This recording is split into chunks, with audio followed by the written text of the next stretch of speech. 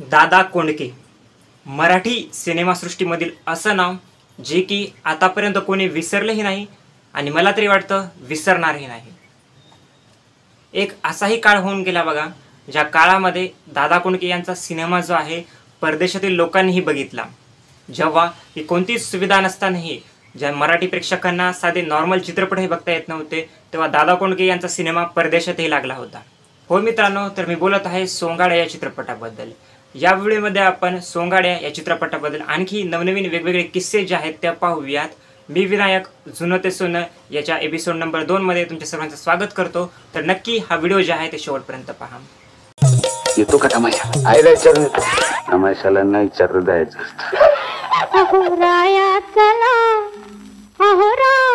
तुम्ही हा किस्सा तर ऐकलाच असेल बघा। कोहिनूर नावाच्या थिएटरमध्ये जे आहे सोंगाड्या नावाचा चित्रपट जो आहे ते लागला होता, परंतु तिथलचा जो थिएटर मालक होता तो सोंगाड्या चित्रपट काढून तेरे मेरे सपने नावाचा एक हिंदी चित्रपट जो आहे ते लावत होता।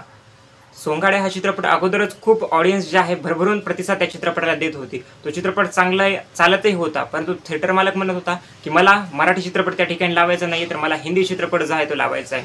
तर त्यावेळी बाळासाहेब ठाकरे जे आहेत त्या ठिकाणी आले व तो हिंदी चित्रपट काढला व परत सोंगाड्या चित्रपट जो आहे ते लावला। त्यानंतर काय झालं व काही नाही याचं संपूर्ण महाराष्ट्राला माहिती आहे, कारण की सोंगाड्या हा चित्रपट जो आहे त्यानंतर जवळपास 100 आठवडे संपूर्ण महाराष्ट्रामध्ये चालला, म्हणजे जवळपास एकूण 2 वर्ष, आणि एक इतिहास रचला त्या चित्रपटाने। हे तर किस्सा जे सर्वांना माहिती आहे, मी ते तर सांगितलेलाच आहे, परंतु आता नवीन जर एक किस्सा सांगायला गेलं तर ही गोष्ट आहे बघा प्रीमियरच्या दिवसाची। सोंगाड्या हा चित्रपट जो आहे याचा प्रीमियरचा दिवस होता, म्हणजे की जसं आता हिंदी चित्रपटांचे मराठी चित्रपटांचे चित्रपट रिलीज व्हायच्या अगोदर स्क्रीनिंग ठेवतात, तशी त्यावेळेस स्क्रीनिंग ठेवायची। तर तेव्हा मुंबईमध्ये या चित्रपटाची खूप मोठी स्क्रीनिंग जी आहे ते ठेवण्यात आली होती आणि अतिशय अफाट गर्दी जी आहे प्रेक्षकांची आपल्याला त्या ठिकाणी पाहावयास भेटली। प्रेक्षक अतिशय तुडुंब भरले होते संपूर्ण थिएटरमध्ये आणि अक्षरशः लोकांना सीटमध्ये बसायला देखील जागा नव्हती सीटवरती, त्यामुळे काही प्रेक्षक जे आहेत उभा टाकून चित्रपट जो आहे ते पाहत होते आणि या सर्वांमध्ये आपले लाडके बसलेले होते दादा कोंडके देखील। तर तेव्हा त्यांनी हा चित्रपट बघताना अक्षरशः बघितलं की प्रेक्षक जे आहेत टाळ्या वाजवत आहेत, शिट्ट्या वाजवत आहेत आणि चित्रपटाचे डायलॉग म्हणत आहेत।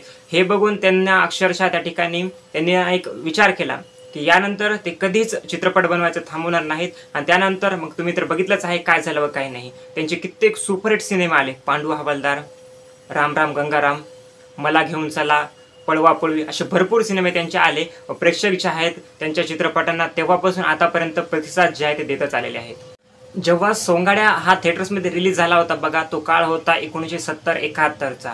तेव्हा महाराष्ट्रामध्ये तेवढे काही थिएटर्स नव्हते, थिएटर्स कमी असल्यामुळे एकच चित्रपट जो आहे कमी थिएटर्समध्ये लागायचा आणि त्यासोबत काय व्हायचं मग की एकाच थिएटरमध्ये प्रेक्षकांची खूप सारी गर्दी व्हायची। तर अशीच गर्दी एका थिएटरमध्ये जी आहे ती झाली होती आणि सोंगाड्या चित्रपट बघण्यासाठी अक्षरशः प्रेक्षक जे आहे सकाळी पहाटेपासून लाईन जे आहे ते लावून होते आणि लाईन लावून असल्यामुळे काय झालं की आता थिएटरमध्ये काही मोजकीच जागा असते, मोजकेच प्रेक्षक जे आहे थिएटरमध्ये जाऊन मूवी जे आहे ते बघू शकतात, चित्रपट जे आहे ते जाऊन बघू शकतात। परंतु मग थिएटरचे जे मालक आहेत त्यांनी काय केलं की आता चित्रपट पूर्ण थिएटर भरल्यामुळे काही हाऊसफुलचा बोर्ड लावून देतात, परंतु प्रेक्षकांना राग आला, प्रेक्षकांना त्या ठिकाणी जे उभे होते त्यांना राग आला, कारण की सकाळपासून उभे आहेत आणि एवढं उभं टाकूनही त्यांना जे आहे चित्रपटाचं तिकीट भेटलं नाही, हाऊसफुलचा बोर्ड लावला। त्यामुळे त्यांनी काय केलं की तो जो बोर्ड आहे तो बोर्ड घेतला आणि फाडून टाकला, तोडून टाकून दिला। म्हणजे त्यांना वाटलं की आता यानंतर हाऊसफुलचा बोर्ड राहिलाच नाही तर मग थिएटर मालक काय लावणार, म्हणजे पुढचा जो शो आहे त्याला तरी आम्हाला चित्रपट जो आहे ते बघायला भेटेल। परंतु थिएटर मालक तर त्यापेक्षा हुशार, त्यांनी जे आहेत त्यांना रोज असं काय करावं लागायचं की नवीन नवीन बोर्ड जे आहेत हाऊसफुलचे तयार करावे लागायचे, कारण की प्रेक्षक जे आहेत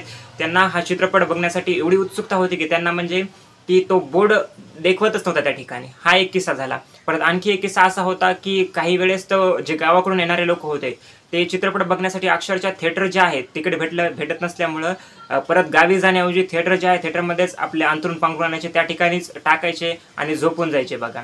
परत आणखी आता मेन आणि शेवटचा किस्सा म्हणजे तो असा सोंगाड्या चित्रपटाबद्दल की हा चित्रपट महाराष्ट्रामध्ये तर लागूनच होता बघा, परंतु महाराष्ट्राबाहेर, भारताबाहेर, दुबई आणि आफ्रिकेमध्ये जे भारतातील लोक गेले होते बघा व जे की कामासाठी कामगार म्हणून बाहेर देशामध्ये गेले होते त्यांच्यासाठी हा चित्रपट त्या ठिकाणी लावण्यात आला आणि त्यावेळी मग भारतातले लोक, महाराष्ट्रातले लोक तर हा चित्रपट बघूच लागले, परंतु त्यावेळी विदेशातील लोकही हा चित्रपट जे आहे ते एन्जॉय करू लागले। भारतातील कामगारासोबत तेथीलचे कामगार हा चित्रपट बघू लागले। त्यांना जे दादा कोंडके आहेत त्यांची बोलण्याची शैली असेल, त्यांची ॲक्टिंग असेल, त्यांचे हावभाव जे आहे ते खूप आवडले आणि त्यांनी दादा कोंडके जे आहेत त्यांचा चित्रपट जो आहे सोंगाड्या तोही एन्जॉय केला। तर नक्की तुम्हीही तुमचं मत कळवा की तुम्ही सोंगाड्या या चित्रपटाबद्दल काही किस्से ऐकले असतील, तुम्हाला एखादा किस्सा माहिती असेल, तुमचंही मत माहिती असलेला किस्सा मला नक्की कमेंट सेक्शनमध्ये कळवा. धन्यवाद. थँक्यू.